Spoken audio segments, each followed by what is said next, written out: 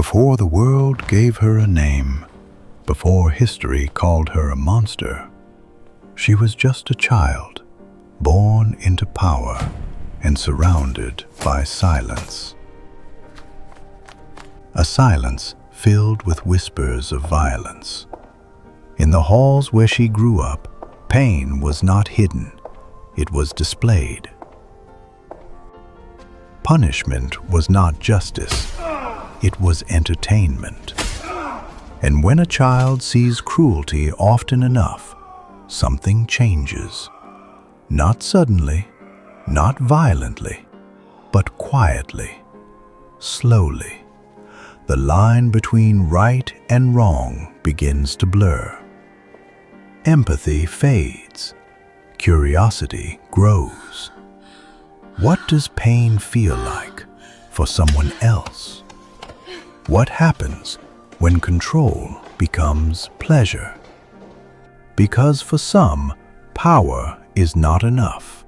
They need to feel it, to shape it, to break it, and sometimes to destroy it. But the most dangerous part is this: monsters are not born in darkness. They are shaped in plain sight. And that child would grow up to become one of the most feared women in history. Her name was Elizabeth Báthory.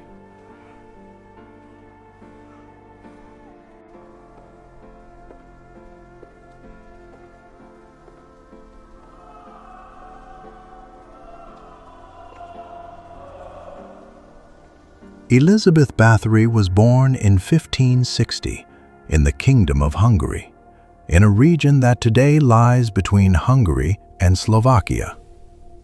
She was born into the powerful house of Báthory. Elizabeth was the youngest daughter of George Báthory and Anna Báthory. Her father, a strict man of honor and tradition, taught her discipline.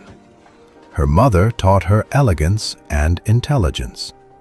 A family that didn't just hold wealth, they held influence over politics, courts, and war.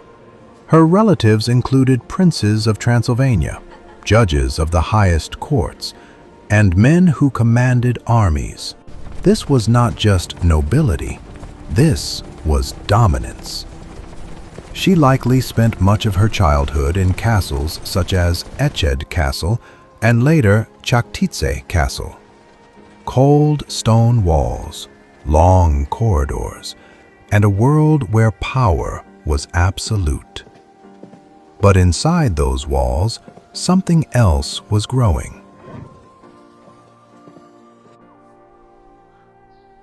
And by the time she reached adolescence, Elizabeth Báthory was no longer just a noble girl. She was someone shaped by power and untouched by consequence. A dangerous combination, because the only thing more terrifying than cruelty is cruelty with permission.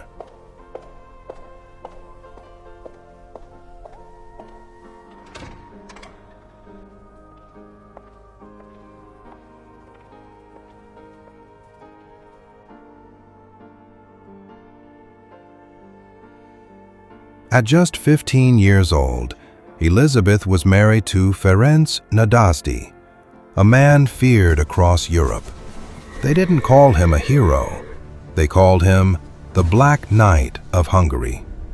A warrior who didn't just fight wars, he understood pain. He delivered it, brutally, efficiently.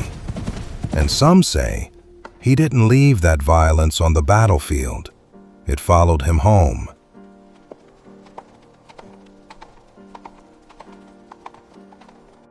Their marriage was not built on love, it was built on power. Two dominant forces under one roof. And in that world, kindness was weakness. Cruelty was control. There are stories, whispers from servants, that Ferenc himself showed Elizabeth new methods of punishment, not discipline, something darker, something creative. Because to them, pain was not just a consequence, it was a tool.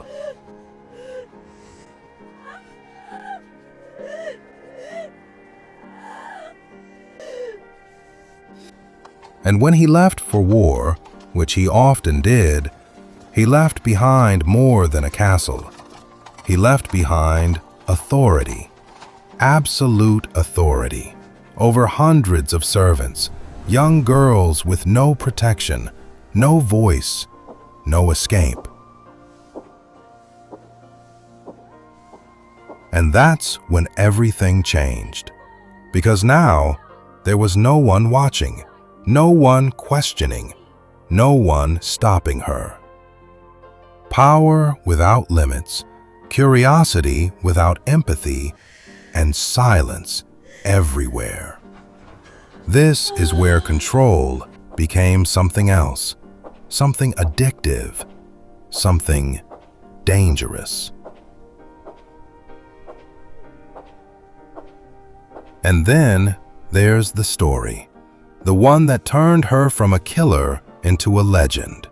It begins with something small, almost accidental, a moment that may have never even happened.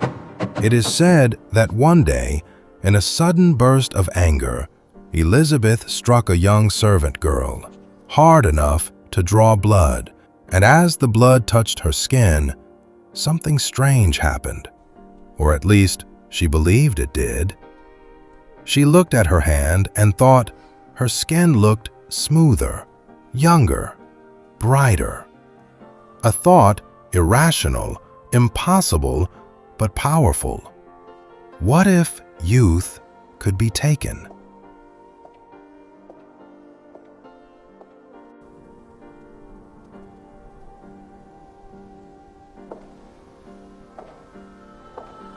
And that thought didn't go away. It stayed. It grew, because obsession doesn't need logic. It feeds on belief.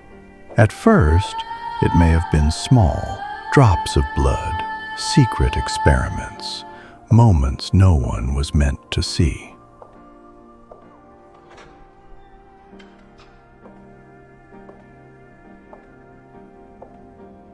But slowly, it became something ritualistic, deliberate, controlled. According to later testimonies, young girls were brought to the castle not as servants anymore, but as sources. Their blood collected, stored, used.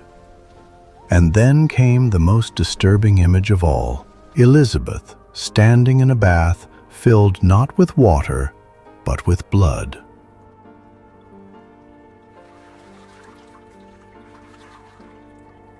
In 1604, everything changed.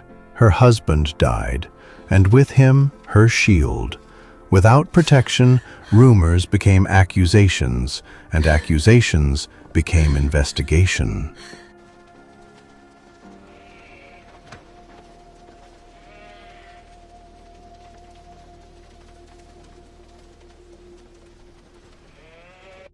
The girls are gone.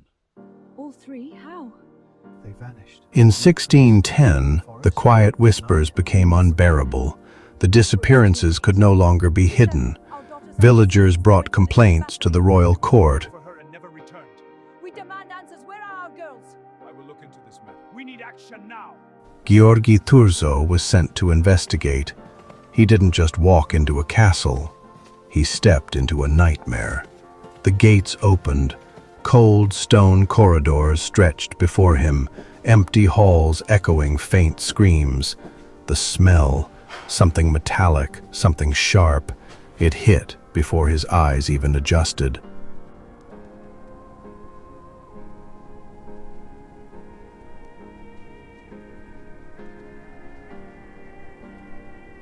And then the rooms, small chambers, dark attics, hidden basements, everywhere signs of horror, chains, burn marks on walls, blood stains, dried and fresh.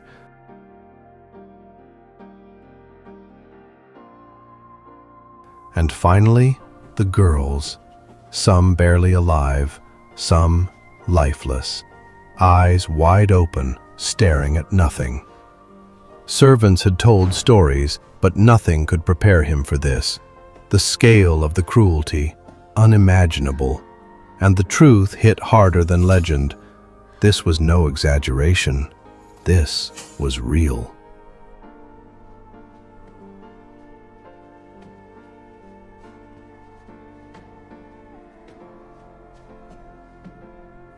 And there she was, Elizabeth, not hiding, not afraid, watching, as if she was expecting them.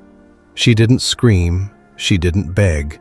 Her presence alone was a command, a silent assertion, I am untouchable, even here in the horror I created.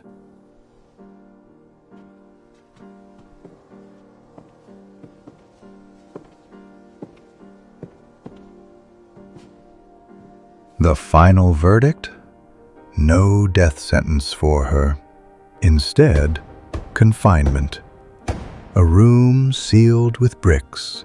No light, no contact, no escape.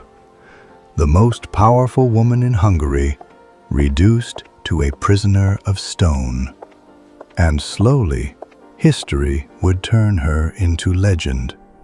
A cautionary tale of cruelty and the perversion of power.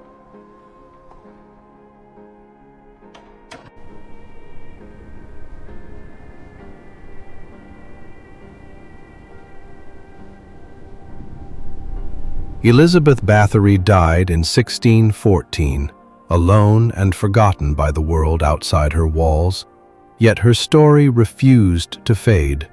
The Blood Countess became a symbol of aristocratic excess, obsession, and horror.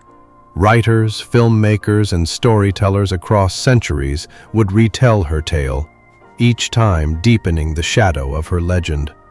Her life is a chilling reminder.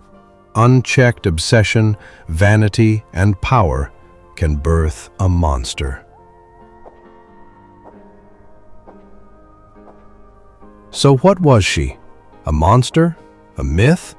Or something far more uncomfortable? A human with power and no limits. Because history doesn't just tell us what happened, it shows us what humans are capable of when no one stops them.